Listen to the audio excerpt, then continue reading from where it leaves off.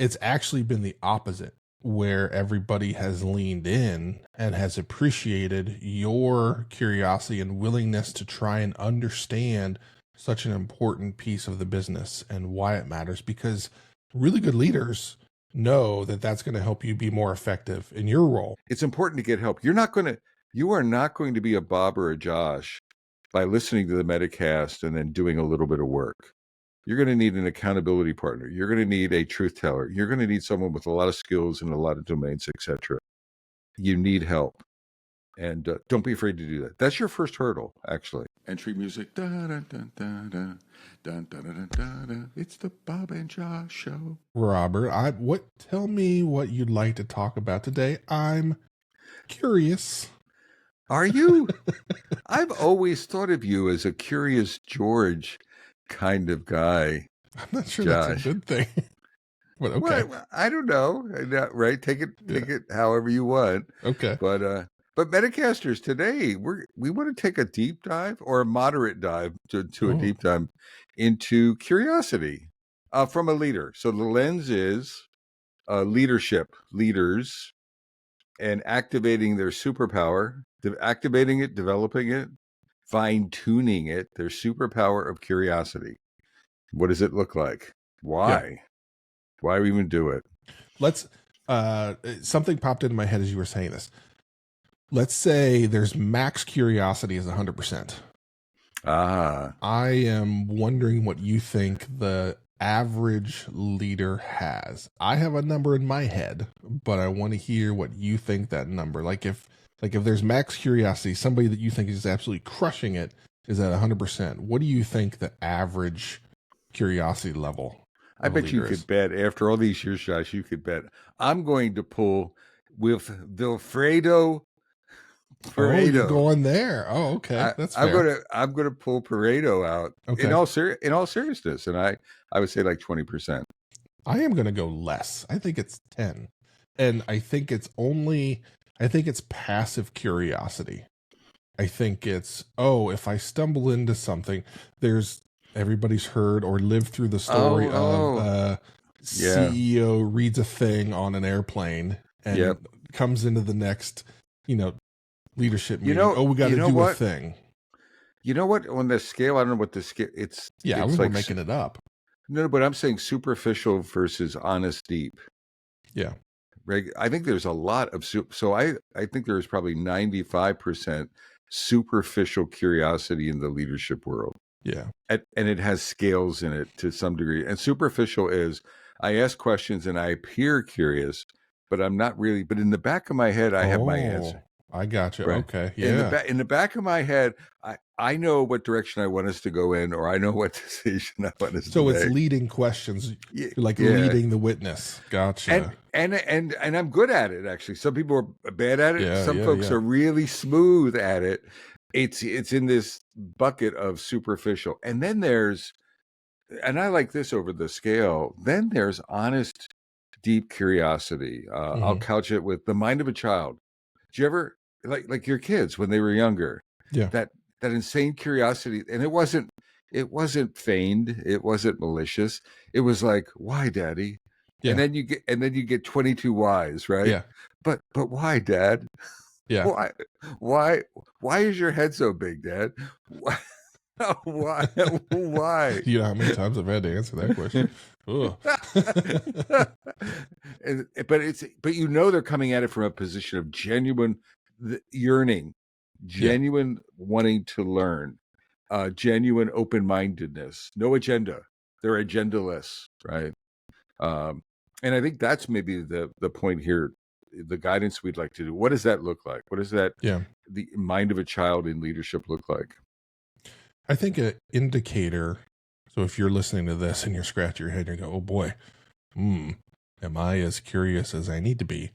An indicator I think you could use is, when's the last time someone changed your mind without having to crowbar you in? Oh my God. Just think about the last time that you had a theory, you had a plan, and you were going down this path, and then your your team started throwing out ideas, and as they talked about it, you're like, man, that's really good. Maybe we should do that. When's the last time you had something where your mind was changed and it, came out of left field? Hopefully that's not a rarity. I love Josh. You just dropped the mic, buddy. my friend. I'm serious. I love that as a metric or a goal. And you're sitting there. I mean, how? And you're like, wow. Or what is that thing now? Mind blown. Yeah. It's like, wow. That I didn't expect that.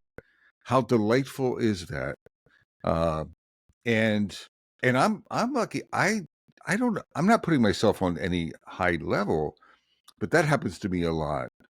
When I was leading, that happened to me a lot. And it was sort of sad and glad. The sad part was, why the hell didn't I think of that? Or, boy, I had a stupid idea. That's so much better. And then the glad is we landed, we found a good answer, right? Yeah. But that, I love that as the metric, is where we're blown away. I thought I was right and I'm wrong. One of the things in radical candor, Kim, it sticks with me, is in one of the videos you can see it. You have radical candor so that either you can correct someone else's thinking, and then the powerful part for me is, or you can have your thinking corrected.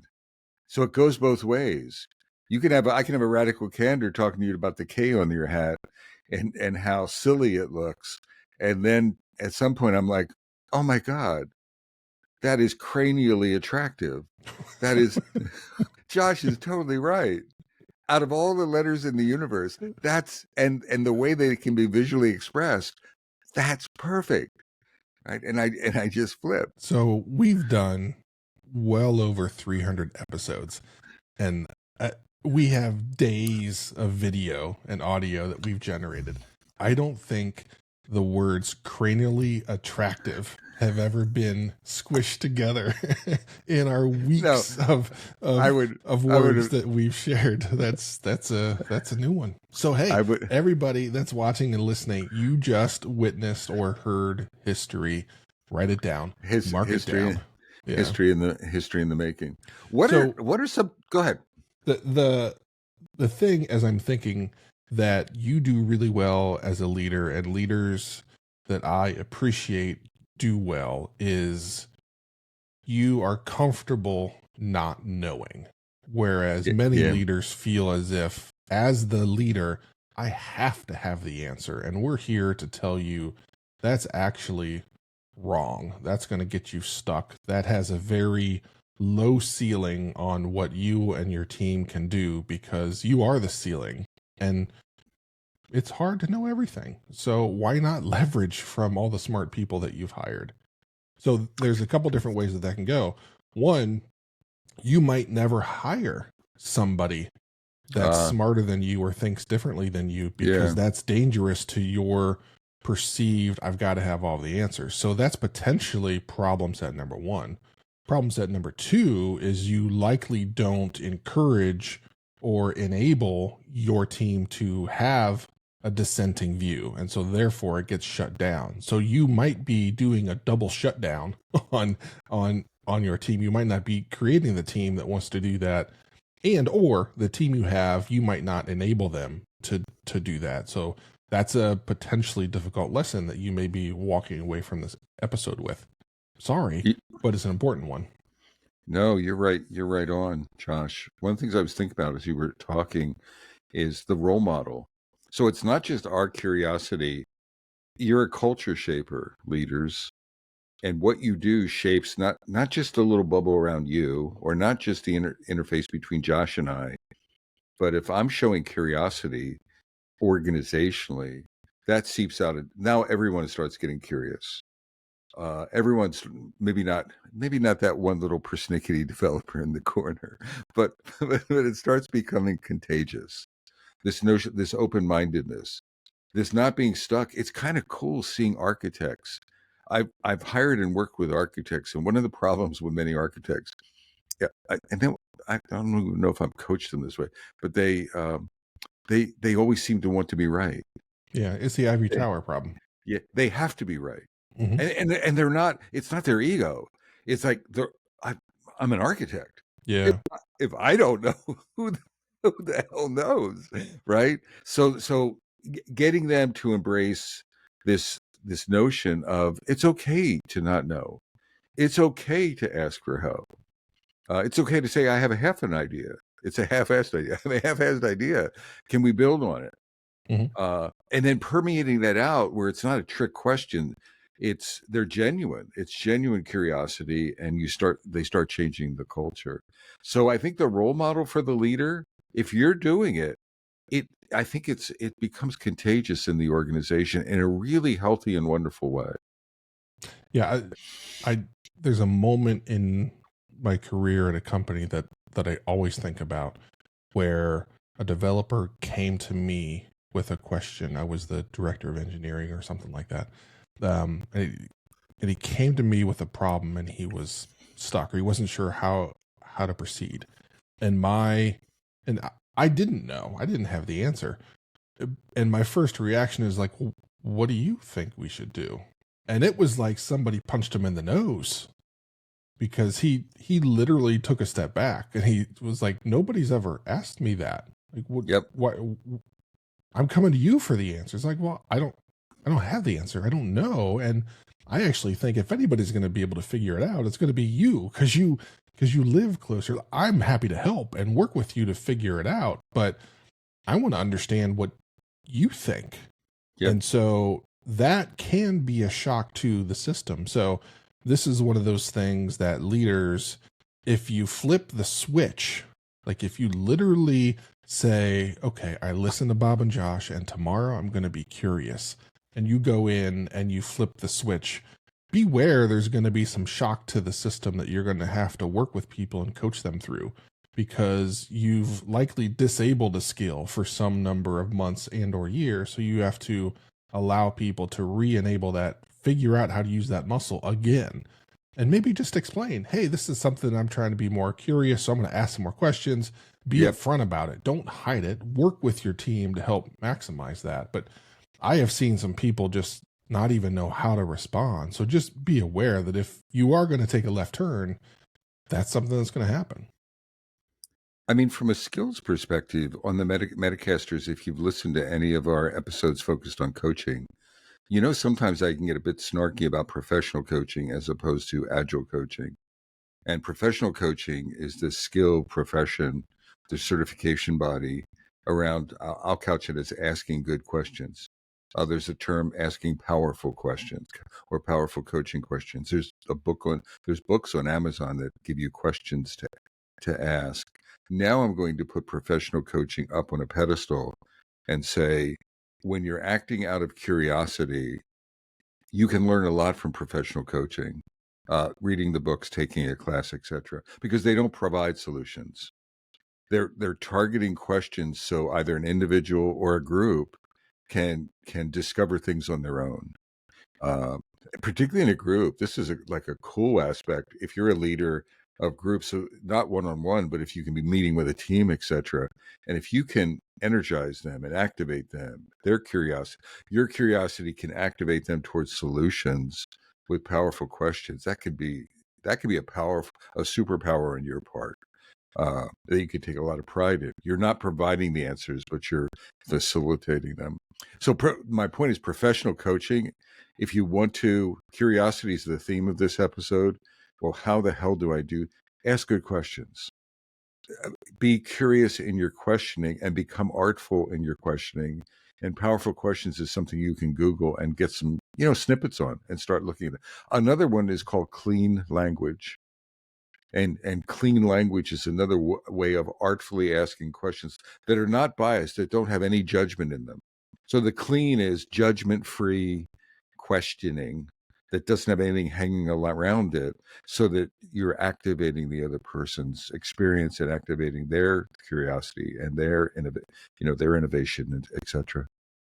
Yeah, one of the real challenges with trying to generate the curiosity is, and this is something we've talked about a lot, that I really wrestled with early in my career, that Bob helped me with, is understanding the weight of your role, and that the words you say, whether you want them to or not, carry a tremendous amount of weight. So how you phrase those questions, how you ask that, might very well be leading the witness without you intending it. But because you're the VP or the C whatever, or the director or the manager, whatever it is, there is a natural weight assigned to the words that are tumbling out of your brain. And so you have to be thoughtful and careful and shape those questions to really enable it to sound as a question versus some of the things that Bob talked about where it was superficial, where people hear the interrogative statement that you make, but they know it's not really a question. They know it's shaped as a question, but they're pretty sure that you just are trying to tell people this is the answer without telling them because you want to be a good leader, when in reality you're not, because you aren't enabling that. You're feigning and faking that. There's a book, everyone, I would highly recommend for you, and it's a relatively short book. It's by Michael Bungay Sneer. I think I've got his name right. And it's called The Coaching Habit. It's for leaders. It's not for coaches. It's got coachiness in it, but it's really a leadership book. And it's a coaching habit: say less, ask more, and change the way you lead forever. And he has like 7 powerful questions that he recommends. And he's focusing on what we're talking about. All of the questions are, I mean, they're any question is curious. So you're extending that curiosity. You're trying to explore with either an individual or a group. I think of it as mining. So we're trying to mine. So instead of giving the answer to something, we're mining for the answer. And you as a leader are part of that mining team.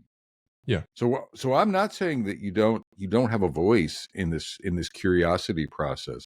You're the instigator of it, or you can be the instigator of it. But that doesn't mean you keep, if you have opinions or ideas, get them in the table. I think the team respects that. And as long as you're opening, right, you're listening to everyone else. So as long as whatever you want to offer is at the same level of everything else, right? It's an equal set of ideas. Let's find the best idea for this situation.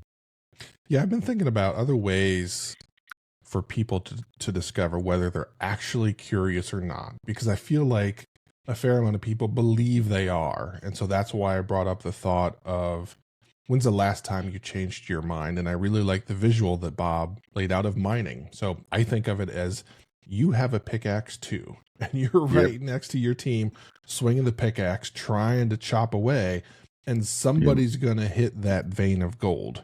And they're going to yell, I found it, right? Whether it's you or the 5 people next to you, somebody's going to do that. But you have that pickaxe right there next to them, swinging, chopping away at that problem, trying to figure out what it is, talking about, okay, I'm chopping away over here. I'm not seeing anything. What are you seeing? Maybe I need to move. Where should I chop? What's the next thing we should do?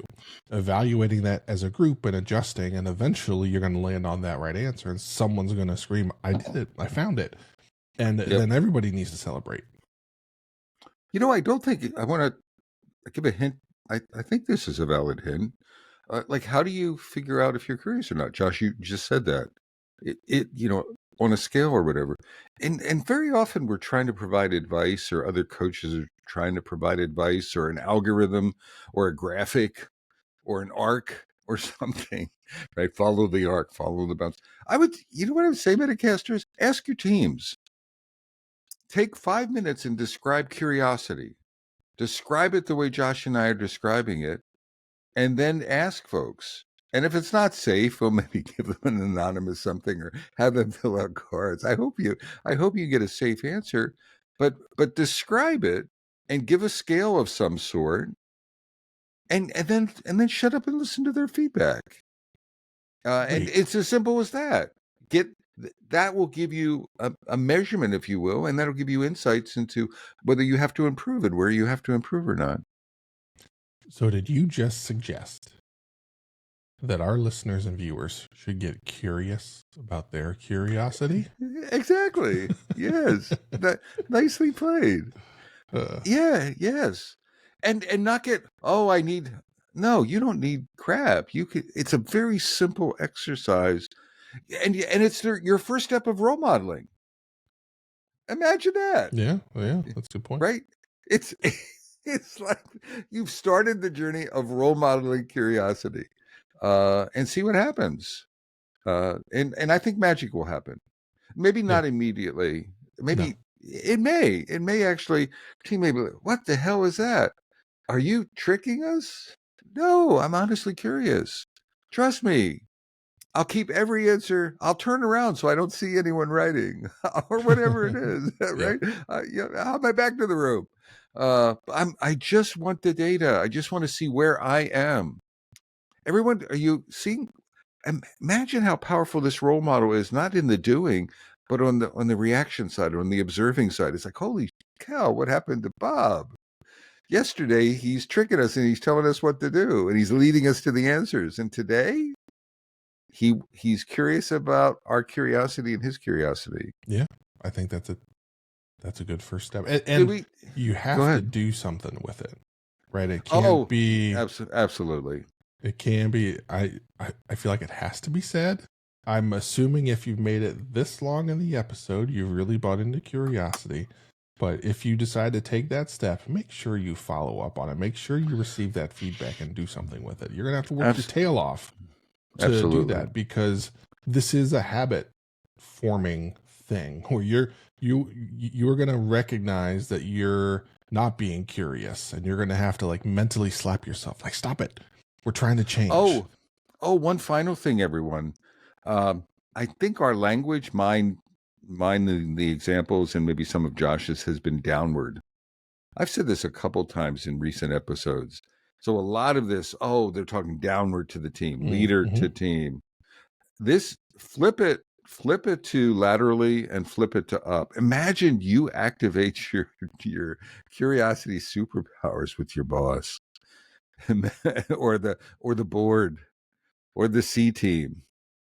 Now it takes a little bit of cojones or a little bit of courage to do that, but imagine the role model outward. Now we're remember, we were talking about it being infectious. Now you're role modeling that at that level of the organization. I would argue you could change the entire landscape by just being role modeling and genuinely being more curious yourself. Yeah, I have been that annoying. But what you may expect is perceived as annoying, and asking why are we doing it like this? This seems really backwards.